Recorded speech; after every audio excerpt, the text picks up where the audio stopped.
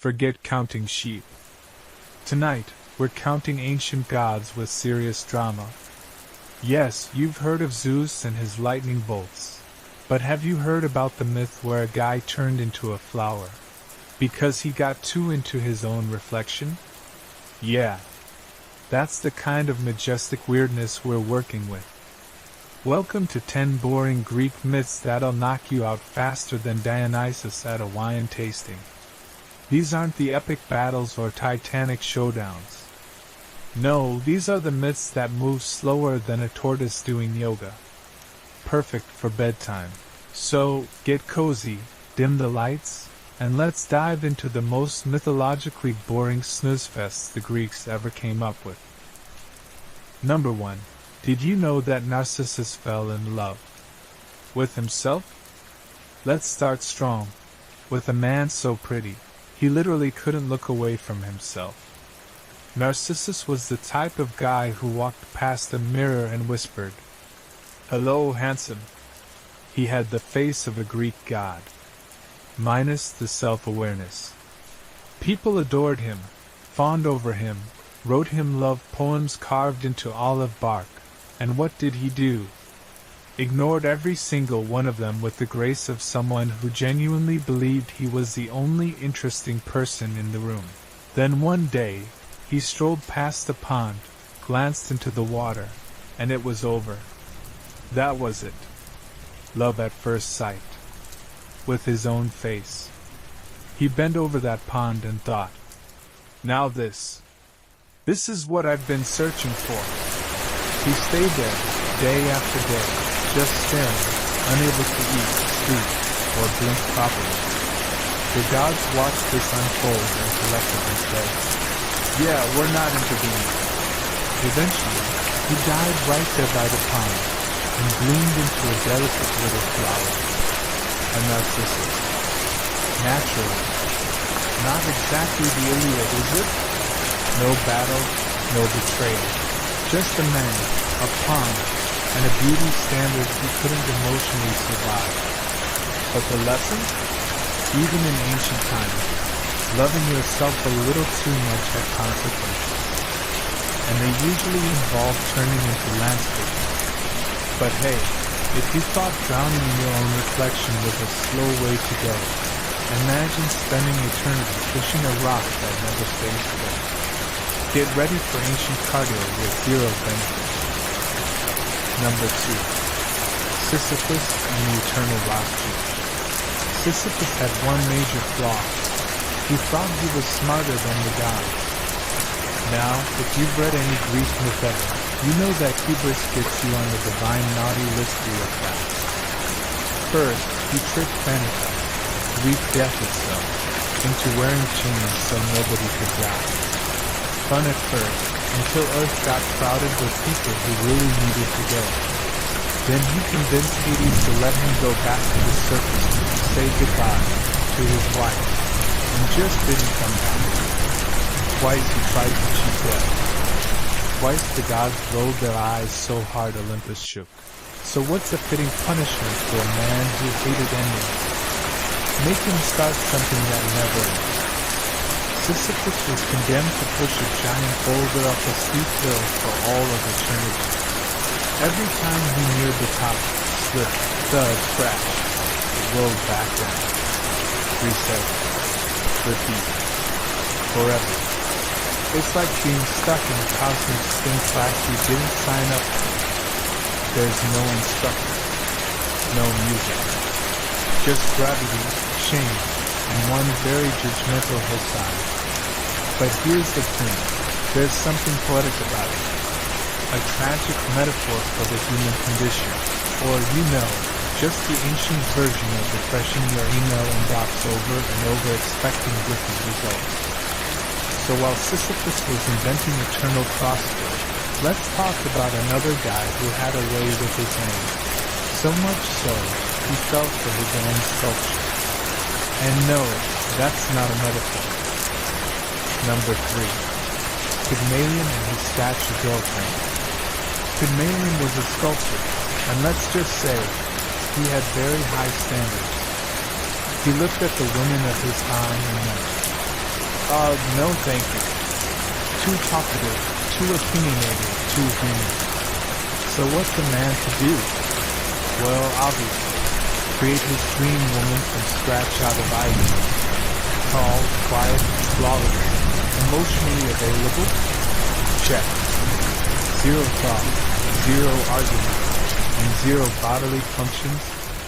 Double check.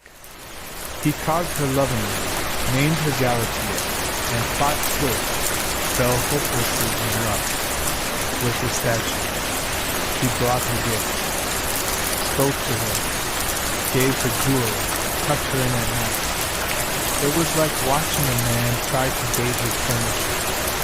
Now, Aphrodite, goddess of love and drama, saw this whole romantic disaster unfold and decided to reward his devotion, or perhaps punish his loneliness.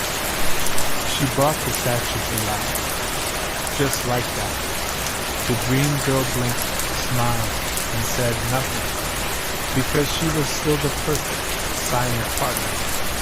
No epic love triangle, no fire, no scandal. Just a god, his chisel, and the most passive meat-cute in mythological history. It's touching in a way, or creepy, depending on your tolerance for inanimate romance. Either way, it's about as action-packed as watching a plant grow. But if you think loving a statue is strange, wait till you hear about a myth where the entire plot is a man falls asleep and just doesn't wake up. Coming up next, the most ambitious nap in ancient Greece. Number 4, Endymion, the eternal sleeper. Endymion. The myth that finally answers the question, what if Sleeping Beauty was a shepherd and the moon had a crush on him? Endymion was just minding his own business, watching sheep, being handsome, breathing attractively, when the moon goddess Selene happened to catch a glimpse of him. And she was like, yes, him. I want that. Only instead of dating like a normal celestial being, she asked Zeus to put him into eternal sleep, so she could visit him every night, while he slept. There's a word for that. It's called weird, but in Greek mythology, it's called romance. So now you have this beautiful shepherd, frozen in time, napping under the stars forever, while a little moon goddess shows up every evening to gaze longingly at his unconscious face. Like, imagine being so hot someone invents a cosmic sleep curse just to keep you still and pretty. He doesn't fight any monsters. He doesn't go on a journey. He just lies there, peaceful, dreaming, extremely well-lit. It's less of a myth and more of a mattress commercial. If you're looking for ancient action, this ain't it. But if you're looking for the vibe of a man wrapped in a weighted blanket for eternity, you've come to the right man. But let's say sleeping through history isn't your thing. Well then, meet Orpheus, a man who could charm rocks and trees with his music, and still manage to fumble the one job he had. Number 6, King Midas and the Golden Regret. Let's take a quick detour into what happened when the dreams come true and immediately ruined everything. King Midas, ruler of Phrygia, had one wish, that everything he touched would turn to gold. And in a rare moment of mythological generosity, the gods actually granted it. No riddle, no trial, just boom, golden touch. At first, he was thrilled. His throne? Solid gold. His goblet? Gold. His cat? Confused, but gold. Then he tried to eat. Gold bread. Gold grapes. Gold soup spoon stuck in a gold bowl of gold. And when his daughter ran up to hug him, yes, gold statue. Instant heartbreak. Zero undue button. Eventually, he begged the gods to take it back, which they did, after telling him to wash in a specific river. And just like that, back to normal. No giant monster. No underworld quest. Just a man with poor impulse control and a very unfortunate technique. It's a cautionary tale dressed as a bedtime fable. Perfect for dozing off and dreaming of riches you definitely don't want. But if turning everything to gold is chaotic, try tossing one apple into a room and starting a decade-long war. Next up, the most passive-aggressive fruit in mythology. Number 8. Leda and the Swan. So, Zeus had a thing for disguises. He turned into rain once, a bull another time, but his strangest move by far? A swan. One day, Leda, queen of Sparta, was strolling by the river when Zeus, yes, king of the gods, descended from the skies disguised as a swan and initiated contact. The myth is vague on the details. Ancient poets were poetic like that. But the result? Leda lays to it. Yes, Ed. Out of which hatch Helen, as in Helen of Troy, and her siblings. Some versions say she was also with her husband the same night, which means ancient Greece invented the concept. It's complicated, well before Facebook. There's no myth, no journey, no revenge. Just a woman, a swan, and some deeply mythological weirdness that would make Freud blink twice.